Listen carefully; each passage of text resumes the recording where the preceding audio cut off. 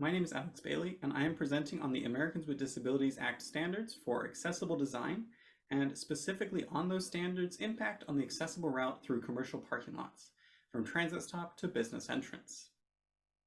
An accessible route is defined by the Americans with Disabilities Act accessibility guidelines as a continuous unobstructed path connecting all accessible elements and spaces of a building or facility.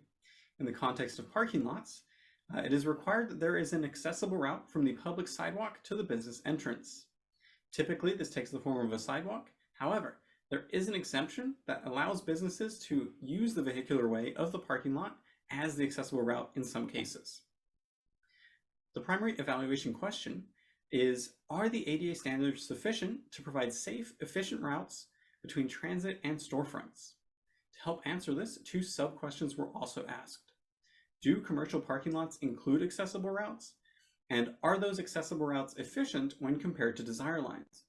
A desire line is an informal path that represents the most efficient route to cross an open area. It is a sociological concept and is not represented in any physical manner like a sidewalk would be. To answer these questions, I identified 19 commercial parking lots in Redwood City and used a custom audit tool to survey the accessible routes. You can see the location of the lots in the map to the left. The audit tool looks at the physical characteristics of the routes, such as surface texture, slope, clearance, grade separation, and crosswalks. It also considers the length of the route. This was a simple measurement of the length of the accessible route, which was then compared to the length of the desire line. The map to the right shows the Redwood City Target parking lot. The circle at the bottom is a Samtrans bus stop. The blue line is the accessible route, and the yellow line is the desire line. As you can see in this example, the accessible route requires a significant diversion. Most people simply walk more directly through the parking lot along the vehicular way. The evaluation found that while the ADA design standards were largely successful for physical characteristics, there were a number of key opportunities for improvement. The exception that allows for the vehicular way to be used should be removed. This exception exposes pedestrians to increased risks.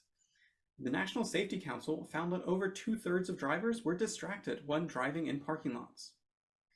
The next opportunity is to include additional requirements centered around crosswalks. Minimizing the number of crosswalks is ideal, however, this is not always possible.